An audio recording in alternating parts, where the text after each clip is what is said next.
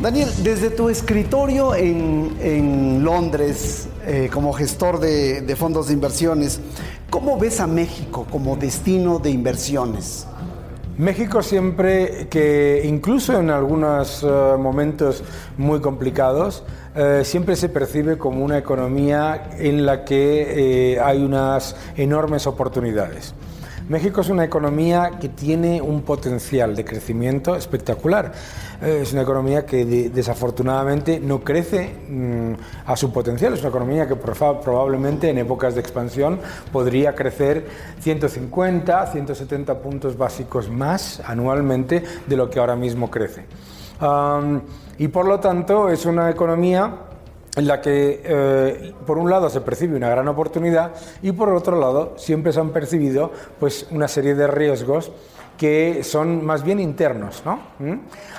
El riesgo político, el riesgo regulatorio y el riesgo en cuanto a legislación, ¿no?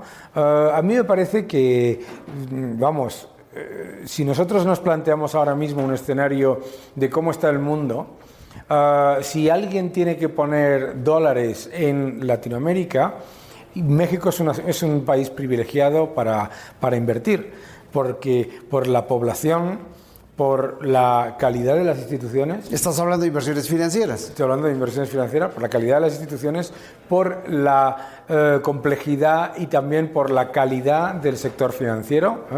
Y bueno, pues la verdad es que es un país que merece la pena en general, ¿no? Yo creo que hay que verlo desde ese punto de vista. Dijiste en 2015 en un artículo que el riesgo de México es el costo de oportunidad de no cumplir con su potencial. Sí. ¿Sigues pensando lo mismo, que ese es el riesgo más importante de México? Es uno de los riesgos más importantes. Siempre que escucho a los políticos hablar, hablan desde una complacencia, como si el problema de México fuese, digamos, de redistribución o de soluciones mágicas, en vez de llevar a cabo ese potencial, de fortalecer ese potencial, de facilitar ese potencial. Es una pena que todos los años, en los últimos años, mientras las economías del mundo se recuperaban, pues teníamos que revisar a la baja las estimaciones de crecimiento de México. Y es una pena que cuando nos presentamos ante unas elecciones, como vienen ahora, pues lo que escuchamos, en vez de decir vamos a recuperar nuestro potencial, en muchos casos es vamos a ponerle todavía más freno a nuestro potencial, ¿no? Ahora, este es un asunto muy, muy interesante porque tiene que ver con las instituciones políticas y las instituciones económicas en México. Pareciera ser que las instituciones políticas que están capturadas por pequeñas élites en México, a su vez se sirven de las instituciones económicas, que a su vez capturan, digamos, al resto de la economía. ¿Qué piensas acerca de esto? Porque pareciera ser que por allí se merecería una explicación amplia acerca de por qué México no crece más allá de lo que todo el mundo espera que crezca. Yo no lo haría tan simple, Yo creo que hay en todos los estratos de la sociedad civil, y no es solamente las élites, sino también, por ejemplo, en los sindicatos, hay una enorme complacencia. Cuando uno habla con los sindicatos de profesores, con los sindicatos del sindicato de Pemex, cuando uno habla con partes de la sociedad civil, incluso con, por ejemplo, asociaciones de empresarios, hay un nivel de complacencia muy importante. Muchas veces tendemos a echarle la culpa de los problemas de los países a esas élites extractivas y nos olvidamos de que si se dan, y es cuestionable, si se dan, en muchas ocasiones viene por un confort en todo lo que es la sociedad civil, que lo acepta, ¿no? Y no solamente lo acepta, sino que además, ojo, también en muchos casos se lucra de ello. Yo creo que las instituciones financieras en México son muy avanzadas y yo creo que desde el punto de vista de corrupción y de cuestiones digamos, de riesgo político, a México le pasa algo muy parecido a lo que le pasa a España.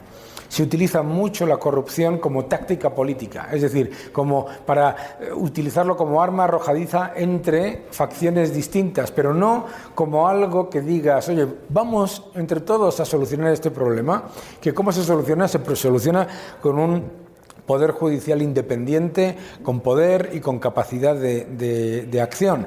No se soluciona dándole más poder a otro político o utilizándolo, yo lo llamo Barcelona-Madrid, ¿no? En España sabes que Barcelona y el Madrid son rivales, ¿no? Se utiliza la corrupción de manera como si la de tu rival es muy, muy, muy mala y la del tuyo la justificas diciendo que es por el pueblo o por casualidades de la vida. Yo creo que a ver, si nosotros miramos México como país en cuanto a riesgo político, el riesgo político está más en cuestiones como la discrecionalidad en la legislación y más que en cuestiones que por supuesto hay que atacar y atajar, como fueran las de la corrupción, ¿no? Ahora, esta complacencia que mencionas, ¿te estás refiriendo a este rentismo que existe en la economía, digamos, extracción de beneficios individuales? Sí. De parte de las grandes mayorías, digamos, que esto es algo que en México pues estamos una y otra vez discutiendo y parece ser que nunca encontramos las respuestas a ello. Sí, es el rentismo, la extracción de rentas basadas en la renta, buscando una renta de posición. Como yo estoy aquí, tengo que recibir una remuneración, ¿de acuerdo? El famoso ¿qué hay de lo mío? Viniendo de España lo hemos vivido también y lo vivimos con cierta regularidad. Ese rentismo es muy peligroso porque hace que la capacidad de innovación, la competitividad, la competencia, el desarrollo económico sea más lento, porque hay demasiada gente en todos los estratos de la vida de la sociedad civil, de los agentes económicos, que digamos que están cómodos con lo que hay.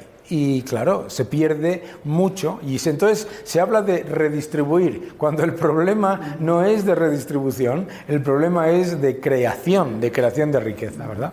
Ahora, durante décadas, porque aquí tenemos que hablar de décadas, los niveles de productividad en el país, en la economía y los niveles de crecimiento. ¿Te está gustando este episodio? Hazte fan desde el botón Apoyar del podcast de Nivos. Elige tu aportación y podrás escuchar este y el resto de sus episodios extra. Además, ayudarás a su productor a seguir creando contenido con la misma pasión y dedicación.